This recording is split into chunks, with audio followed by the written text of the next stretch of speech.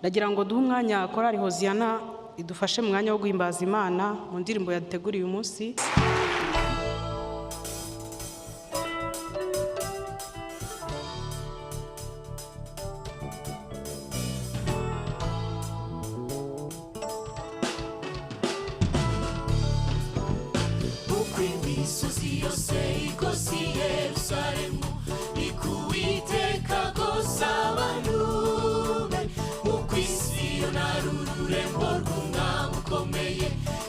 Tumeze mu mahanga turi hagati y'ibigushani n'ibigeragezo tumeze nk'akarungu mu mahwa tugenda mu nyanja tumeze nk'ubwato bunini budashobora kuzarohama twashyizweho ikimenyetso Uwiteka z'abantu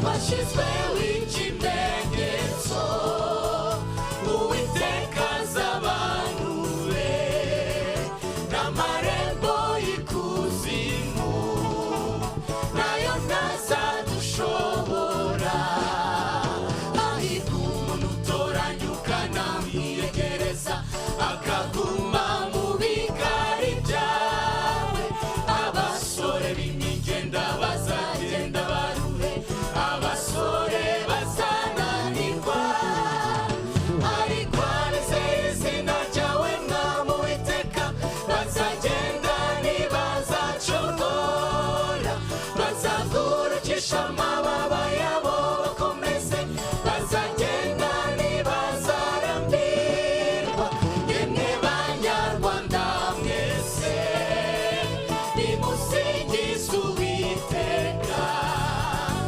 abagabo n'abagore nimukingure imitima yemwe banyarwanda mwese nimusingize Uwiteka abagabo n'abagore nimukingure imitima twashyizweho ikimenyetso Uwiteka z'abantu be ndetse n'amarembo y'ikuzimu nayo ntazadushobora Abanyarwanda twashyizweho ikimenyetso Uwiteka z'abantu be n'amarembo y'ikuzimu nayo ntazadushobora.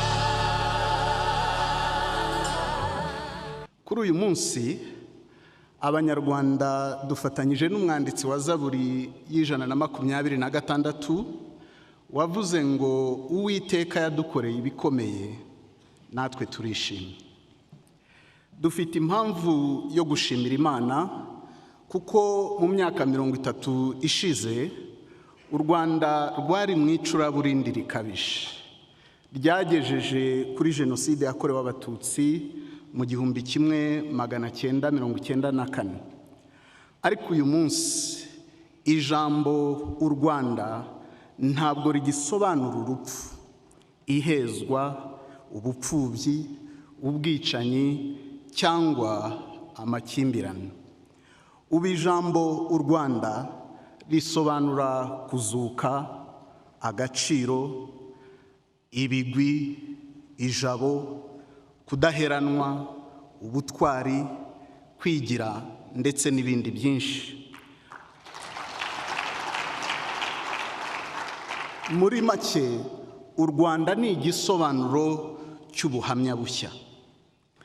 Turashimira Imana ku myaka mike ishize hari ibyo impuguke zavugaga ko bitashoboka bidatwaye hafi imyaka 100, ariko uyu munsi byarashobotse. Gushimira Imana si ukuvuga ko urugendo rw'iterambere twarurangije, ariko aho tugeze turahashimira Imana. Ntitwarondora ubuhamya bwose bw'iby'Imana yadukoreye tuyishimira, haba mu miryango yacu, haba mu matorero, haba mu ngabo zacu, cyangwa se mu nzego zitandukanye z'igihugu. Ariko icyo duhamya ni iki ngiki: Imana yarahabaye. U Rwanda ni igihugu gifite ubuhamya mu bwiyunge no mu isanamitima. Ni igihugu gifite ubuhamya mu kugabanuka kw'impfu z'ababyeyi n'abana. Ni igihugu gifite ubuhamya mu iterambere no mu bikorwa remezo. Ni igihugu gifite ubuhamya mu guhangana n'ibyorezo. Abatemera ko hari ubuhamya bw'iby'Imana yakoze kandi gikorera u Rwanda rwacu baba bigiza nkana.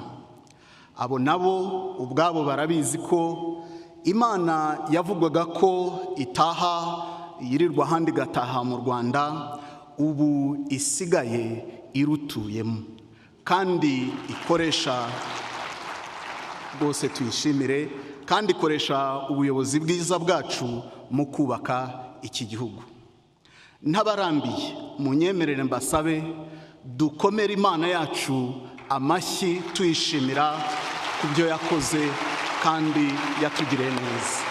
Mana, aya mashyi ni wowe tuyakomeye tugushimira, warakoze, icyubahiro kibi cyawe.